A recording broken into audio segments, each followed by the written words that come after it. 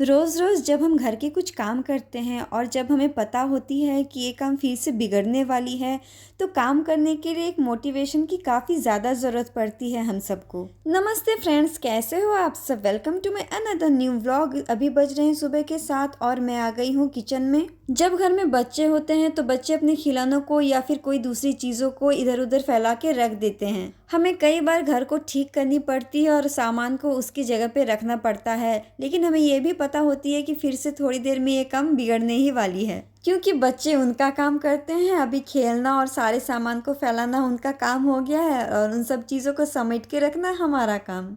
कुछ सालों बाद ये सारी चीज़ें हमें नहीं मिलेंगी, क्योंकि बच्चे बड़े हो जाते हैं और ये सारी चीज़ें अपनी जगह पे ही रहेंगी। तो उतना ज़्यादा टेंशन भी लेना नहीं चाहिए और इस जर्नी को एंजॉय करनी चाहिए। तो कल बनाया था चावल के आटे का पीठा, वो भी आलू की स्टफिंग डाल के। बहुत ही बढ़िया लग रही थी खाने में, थोड़ी बहुत बच गई थी तो सोचा उसे आज फ्राई करके खा लेती हूँ।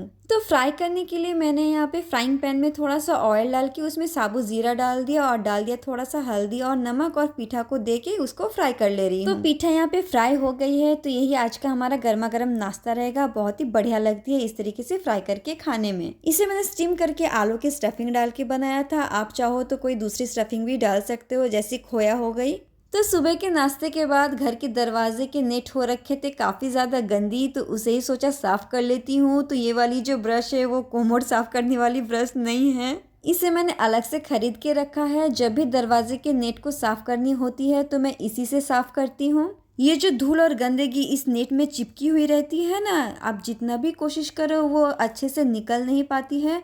तो मैं इस ब्रश का यूज़ करती हूँ। इस ब्रश की हेल्प से सारी गंदगी और धूल काफ़ी अच्छे से निकल के आती है और आपको ज़्यादा मेहनत भी नहीं करनी पड़ती है। तो मैं इस तरीके से नेट की सफाई लास्ट 1-1.5 साल से करती आ रही हूँ। मुझे तो इस तरीके से नेट साफ करना काफ़ी ईजी लगती है। अगर आप भी चाहो तो इस तरीके का ब्रश यूज़ करके नेट की सफाई कर सकते हो। मुझे इन सब की सफाई काफ़ी पहले करनी थी, लेकिन इतनी ज़ोरों की ठंड पड़ी थी कि इन सारी चीज़ों को एकदम ही करने का मन नहीं कर रहा था। तो धीरे धीरे अब ठंड कम हो रही है, तो सोचा कि अब थोड़ा बहुत इन सबको भी साफ़ कर लिया जाए। तो देखा आपने नेट कितनी ज़्यादा बढ़िया से साफ़ हो गई। नेट के धूल को साफ़ करते करते पूरे धूल से मैं भर गई थी। तो मैंने नहा लिया और अब आ गई हूँ किचन में लंच को बनाने के लिए। तो सुबह मैंने मटर की घुगनी बनाई थी और उसके साथ अभी बना रही हूँ बैगन की एक सब्ज़ी, जो कि खसखस यानी पोस्तो और सरसों से बनाऊँगी। तो उसके लिए मैंने बैगन को काट लिया है और उसमें डाल दिया है नमक, हल्दी, थोड़ी सी चीनी पाउडर और थोड़ा सा सरसों ऑयल। उन सबको अच्छे से मिला लिया है और अभी इसमें फ्राइंग पैन में तेल डाल के इसे फ्राई कर लूँगी। ये बहुत ही झटपट बनने वाली एक चटपटी सी रेसिपी है, जिसे आप गर्मा गर्म चावल के साथ खाइए, बहुत ही अच्छी लगती है खाने में। इस सब्जी को मैं शादी के पहले नहीं जानती थी, ससुराल में आने के बाद फर्स्ट टाइम ससुराल में ही मैंने खाया था। बहुत ही चटपटी और मज़ेदार लगी थी मुझे। तो जब भी मन करता है मैं इस डिश को घर में बना लेती हूँ और सबको काफ़ी ज़्यादा पसंद भी है। तो बैगन को ढकते हुए 1-2 बार चला लिया। बैगन हमारी फ्राई हो गई है, तो इसे अब उतार लेते हैं। तो सेम फ्राइंग पैन में डाल दिया थोड़ा सा सरसों ऑयल, उसके बाद ऊपर से डाल दिया थोड़ा सा पचफोरन। अब इसमें डाल देना है सरसों और खसखस की पेस्ट को। तो पेस्ट में मैंने थोड़ा सा पानी डाल दिया था। इसमें मैंने पीली और काली दोनों सरसों का ही 1-1 चम्मच करके यूज किया है। तो हमारे मसाले में एक अच्छी सी उबाल आ गई है। इसमें अब डाल देंगे 1 चम्मच नमक और 1 चम्मच हल्दी। अब इसे चलाते हुए 1 से 2 मिनट पका लेना है। यहाँ पे 1 से 2 मिनट हो गई है, तो चलिए अब इसमें डाल देते हैं फ्राई किए हुए बैगन को। तो इस डिश को बनाना काफ़ी ज़्यादा आसान है और खाने में भी काफ़ी ज़्यादा बढ़िया लगती है। तो एक बार ज़रूर ट्राई कीजिएगा इस डिश को। जो लोग भी बैगन नहीं खाते हैं या खाना पसंद नहीं करते हैं, वो भी इस सब्ज़ी को मांग मांग के खाएंगे। तो खाना बनाने के बाद किचन पूरी तरीके से फैली हुई थी। सुबह जो मेड दीदी आके बर्तन धो के गई थी वो मैं रख नहीं पाई, मुझे टाइम नहीं मिला। तो सोचा पहले इसे रख लेती हूँ, किचन को थोड़ा सा साफ़ कर लेती हूँ, उसके बाद ही लंच करूँगी। उसके पहले मुझे देवांश को लाने जाना है। उसकी 1:30 बजे बस आ जाती है, तो उसको लाने के बाद ही हम लोग लंच करेंगे।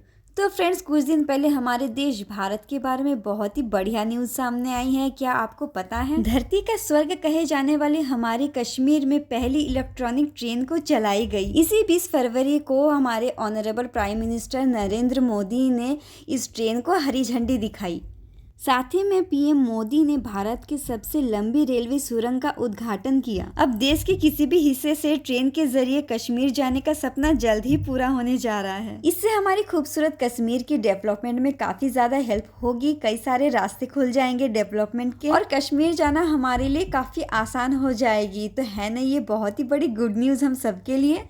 अब हम भी बोल सकते हैं कि हमारे देश में भी इलेक्ट्रॉनिक ट्रेनें चलती है। इससे हमारा देश भारत एक कदम और आगे बढ़ जाएगी। सबके लिए बहुत ही गर्व की बात है ये। आप लोगों के साथ इतनी अच्छी न्यूज़ शेयर करते करते मेरी काम भी पूरी हो गई। चलिए अब मैं रेडी होके चली जाती हूँ देवांश को लाने के लिए। अभी मैं बैठे बैठे देवांश की बस का वेट कर रही हूँ। उसकी बस अभी आने ही वाली है थोड़ी देर में।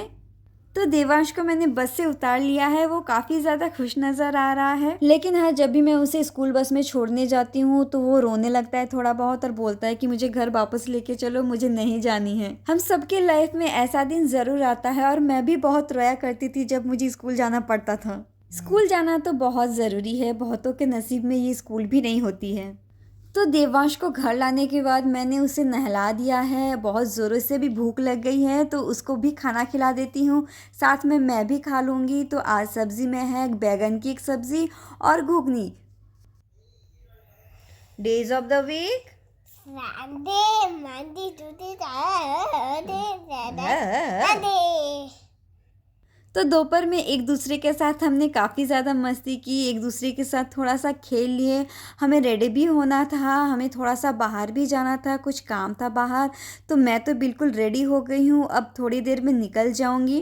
तो फ्रेंड्स, आज का ब्लॉग बस इतने तक ही। मिलती हूँ नेक्स्ट ब्लॉग में। अगर आपको मेरे वीडियोस थोड़ी से भी पसंद आ रही हैं तो प्लीज़ मेरे चैनल को सब्सक्राइब ज़रूर कीजिएगा और मेरे वीडियोस को लाइक, कमेंट एंड शेयर भी कीजिएगा। मिलती हूँ नेक्स्ट ब्लॉग में, तब तक bye bye, take care and thank you.